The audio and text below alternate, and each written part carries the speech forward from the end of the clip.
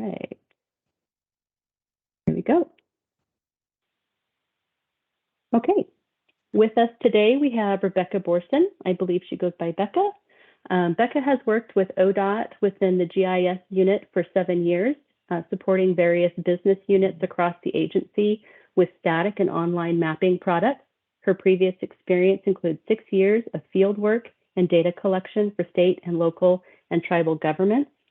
And Becca's presentation today will show us some examples of how story maps and dashboards can be used within websites as alternatives to traditional PowerPoint presentations to communicate and share information with management and the public. So Becca, I see that you have taken control, and so I'll hand it over to you. Thanks, Jennifer, and thanks for everybody for having me today. So for today's presentation, I have a story map on presentations for using story maps as presentations. So the amount of times that you will hear me say story map today is quite a bit, so I apologize in advance for all the redundancy. But so my outline for today will be go over story maps and information on that platform. Esri has 2 types of story maps that are out there, one that is spelled with a space and one that is spelled without a space. So I'll go over the differences in those, pros and cons to using a story map as a presentation medium. I have a PowerPoint that I transferred into a story map, and so I'll go over that just so you can sort of compare and contrast some of the display features. And then for going over existing story maps and dashboards that have been used in presentations, I have one on the scenic byways, some safe routes to school dashboards, a dashboard for House Bill 2835, and a wildlife crossing story map. I also will have some information to share on the dashboard platform.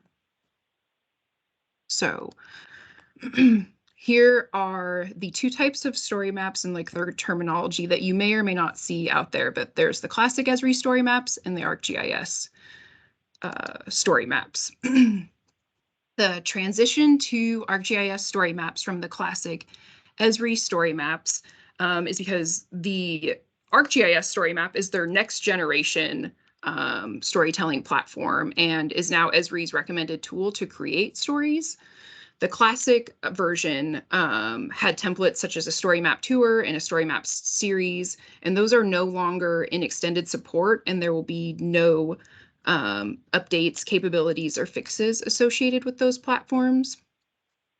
And Arcgis story maps is a story authoring web-based application that allows you to share your maps in the context of narrative text and other multimedia content. You can use Arcgis story maps to do the following: author stories with the story builder, and this can include maps, narrative text, lists, images, videos, embedded items, and other media.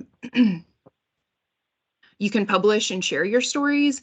Each story has its own unique URL, and then you can use that URL to share your stories within your organization to specific groups, or you can open it up and have your story viewable to everyone. You can create and publish collections, and collections can include stories and Arcgis web apps that you can bundle together, again, for sort of like easy sharing and presenting. You can also manage stories, viewing and editing, and finding stories authored by others in your organization and add those to like a favorites list to keep track of. The advantages to authoring stories from Arcgis story maps, and this is pulled from Esri, so just keep that in mind. I have sort of some use perspective that I'll follow up after this, but they have a story builder, which provides like a single authoring experience that allows you flexibility to create stories with a variety of contents, enhanced support for Arcgis maps and scenes, so you can configure web scenes and create bookmarks without leaving the story builder. There's pop-ups, legends, and other map elements that have been improved compared to the classic they have a new feature called Express Maps that are sort of simple, pre-canned, lightweight maps that you can create in the Story Builder and add basic geographic context to the narrative or the story that you're hoping to get across. There's one-click themes, so that can change the look and feel of your story. There's background color, accents, fonts, and that can all be done with pretty easy click of a button. And you can also create like your own theme. So if I'll scroll down here just a bit. So ODOT put out this like brand publication guideline, and some of the things that they have in there are like font recommendations, how to use the logo, but they also have recommended color palettes.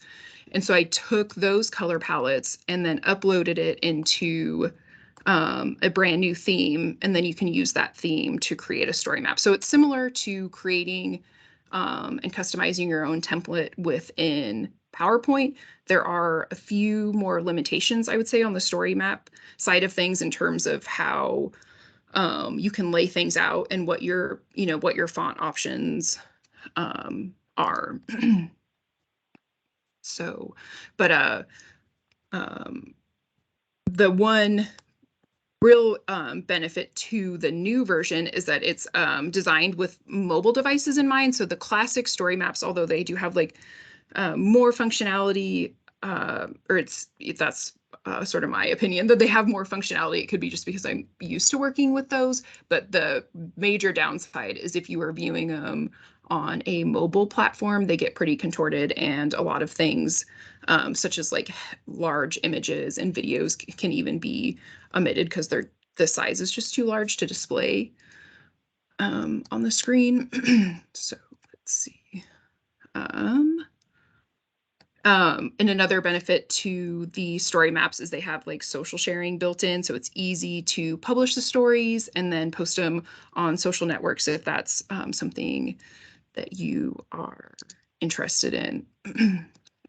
So that's sort of like their marketing and strategy for this, and there's a lot to that, but there are some downsides, and one that I was really worried about today was a connection issue. And so yesterday when I was working on this a little bit, and it was right around this time, 3 o'clock in the afternoon, my home internet crashed. And so that can't always get you out of a bind, but just being that much more reliant on a web-based platform is something to be aware of in terms of connectivity, potential for connectivity issues. And this is actually my first time using the ArcGIS, their new story maps platform. And one thing that is a huge benefit to this is the way that imagery stands out. And if you have really good data, it gives you more options on how to like display that and interact with it. It's very modern looking. It's a more user-guided approach to consuming information. And so I think I've done like Google searches before and come up with results that have led me to like a PowerPoint that's been posted on a website, and you download it and there's not a lot of background content to it, and you're just sort of looking at the slides and trying to fill in the gaps. And this can provide more information while also simultaneously living beyond your presentation and still being able to like give folks the context and information that they're looking for. The one downside to creating something like this, especially if it's and maybe not a downside, but like a management consideration, would be the like lifespan of your story map. So if it is like for today, like this presentation that I created, I'll probably delete it in a month or so. But if you have something that you want to have out there for the public in the long term, just keeping in mind that data links can be broken, and you might have to, it adds to sort of like that longer term maintenance of items. And so that's just kind of a consideration to take into place if you are considering using a story map for a presentation.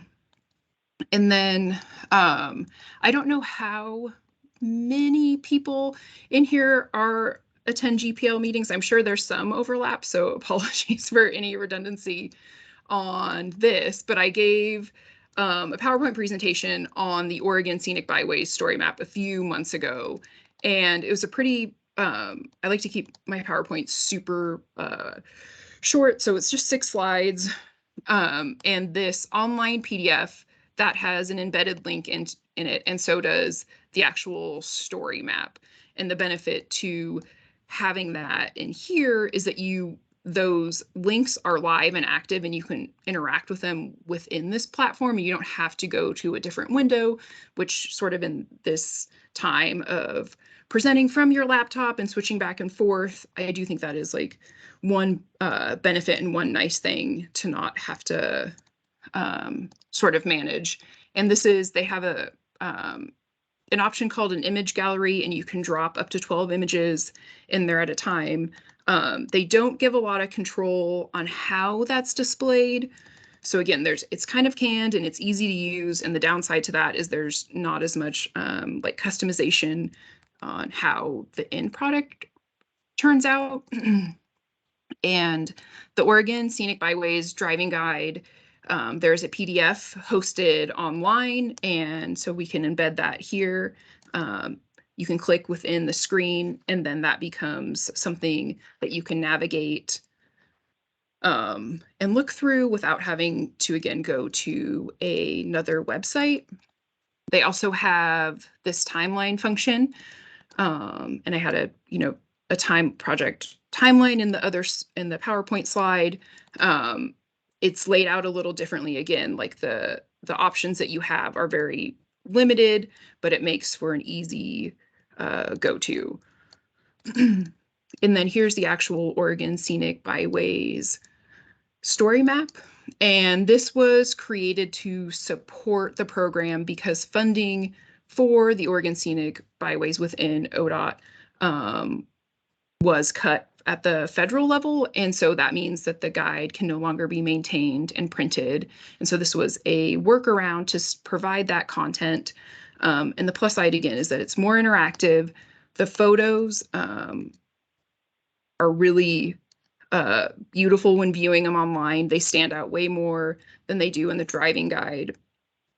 So anything that you have, any projects that you might have where you have photos and want to sort of get that media-based component out there, I think story maps make an excellent platform because they really are sort of like a stunning visual in that way.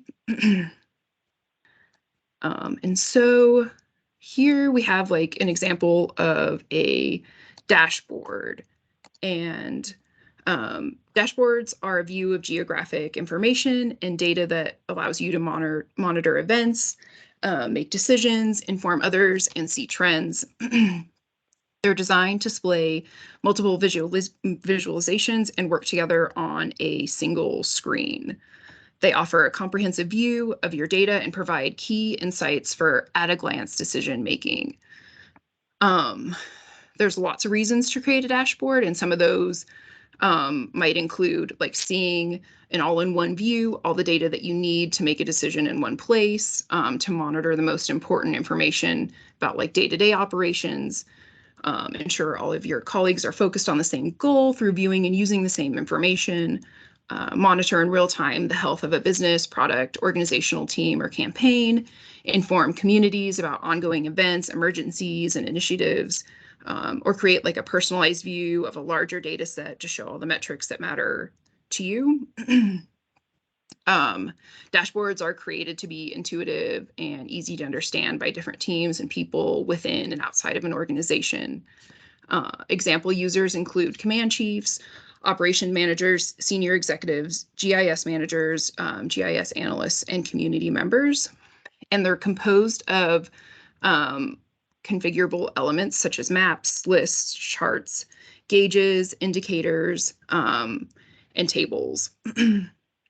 And you can configure how the dashboard is laid out. And some characteristics that make an effective dashboard include, drawing attention to where it's needed, showing what's most important on a screen full of data, providing your audience with the ability to understand what's happening and respond quickly and express performance measures clearly, accurately, and directly without distraction.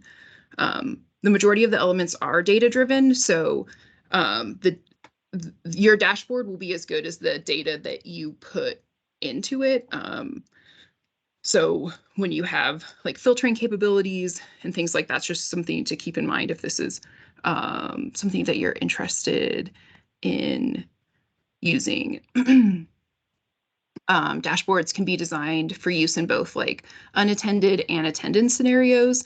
Unattended dashboards are often displayed on a large screen in environments such as operation centers and provide a more passive user experience. In contrast, attended dashboards are generally viewed on a desktop, monitors, or tablet devices and tend to offer a more interactive user experience.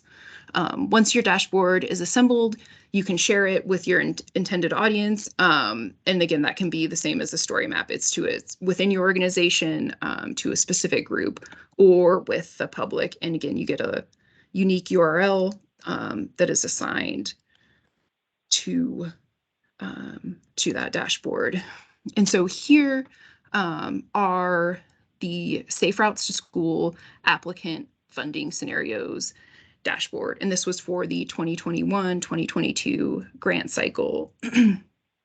And this took all of the applicants and they were divided into, and I don't have 100% of the specifics on how these lists came about, but they're just, put into like the 100 and 150% funded list. And then the program manager, Leanne Ferguson, developed different scenarios, and then those scenarios were brought to the SRAC, the Rules Advisory Committee for Safe Routes to Schools, and they can, so she presented them with this dashboard during one of their committee meetings, and then they were able to interact with it and see the distribution of projects and how they changed based upon the scenario. And you look at like the ODOT region for geographic distribution, and anything that you click here in these filters, the map becomes responsive and shows that. And so do all of the graphs and bar charts. And it shows like the indicators that they use in making sure that funds are distributed as equally as possible to those that need them most. So they look at free and reduced lunch percentages, cities with a population of 5,000 or less, whether the project's along a priority safety corridor, if the project is within or outside of an MPO. And then this is focused on ODOT regions. And so looking at the percentage and the funding requested by region. So after the Rules Advisory Committee made their recommendation, this was then placed into a different dashboard that was brought to the OTC to again show like what their recommendations are and how those are distributed across the state and how they address their sort of indicators of where funding should go. So priority safety corridor, MPO, the total amount of funds requested. So that's those are the Safe Routes to School dashboards. The next one is for this House Bill 2835, which started, I believe, in 2019. And so there's 3 years, there's 3 different versions of this dashboard out there. I just loaded one into here. And it is reporting on any time there was a roadway closure that blocked public access to a public waterway and the type of closure that it was. So there's weather-related closures, a sort of a general catch-all closure, closures related to construction or maintenance, down power lines, wildfire, and then just a regular fire. And then the last one that I wanted to go over was this wildlife movement in a human world story map. And this is using the new story map template as opposed to, so like the scenic byways one that we looked at that used the classic version. And so just some information on the wildlife story map. It was created to bring awareness and foster support for wildlife crossings with increasing traffic and road networks and construction and development. These all pose significant barriers for wildlife accessing habitat and migration routes in Oregon. One of the main areas of concern is the mule deer migration that crosses Highway 97 in Central Oregon. And this accounts for 20% of all known mule deer deaths. And ODOT collects data on wildlife kills, and there's approximately 7,000 reported collisions involving animals in our state each year, and the actual number is estimated to be at least 3 times higher than that. These reported collisions also result in $44 million in vehicle damages, 700 personal injuries, and 2 human fatalities per year on average. In 2012, ODOT and its partners constructed the first dedicated wildlife undercrossing at Lava Butte along 97. After monitoring between 2013 and 2018, cameras detected more than 32 species, including black bear, cougar, elk, raccoons, coyotes, deer, skunks, rabbits, turkeys, and bobcats.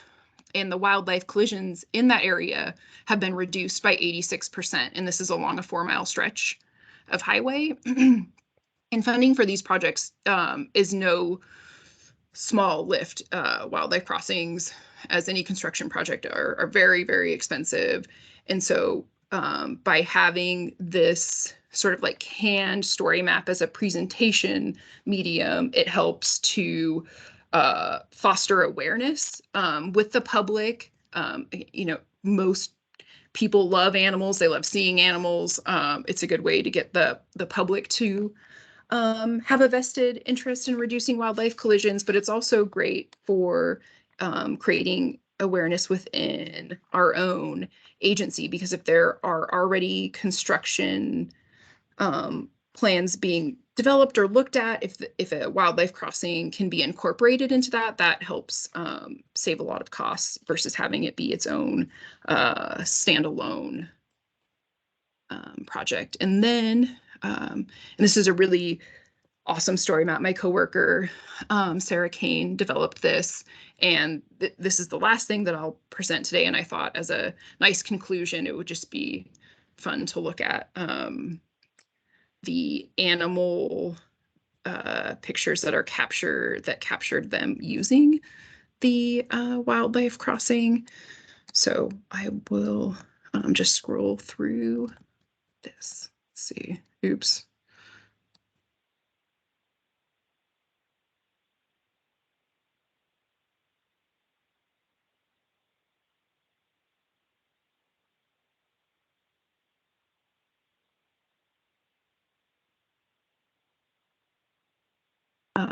And then there's some more information. Again, there's a lot of content in here.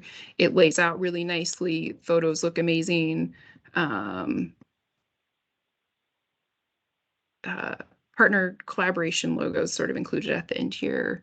Yeah, and so that's all I have so far. All right. Anybody? Go ahead, Rebecca. Oh no, I was just gonna ask if there's like any questions or anything. Thank you, and thank you all for listening to that. Yeah. I haven't seen anything in chat, but if you have any questions, Rebecca, feel free to raise your hand or put something in chat. I can see how that would be a great option for sharing with audiences who may be like outside of an organization without access to an internal storage locations, or sharing with people who may have, a device that, couldn't easily open a presentation that you had done in another format. And I like the responsive and interactive features. That's cool. So people can kind of take control and drill down as they need to. Yeah, definitely. Cool. All right. I'm not seeing any questions. hold on.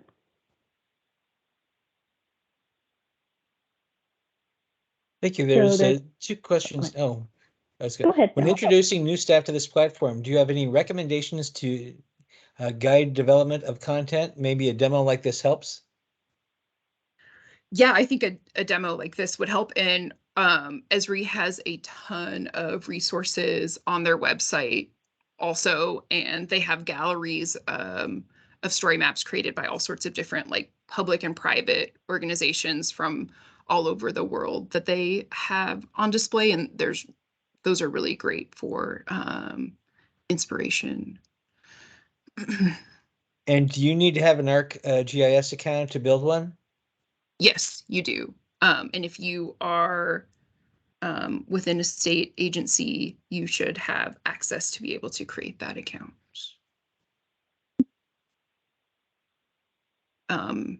Or if you're in ODOT, you can reach out to the ODOT GIS unit and we can create it for you.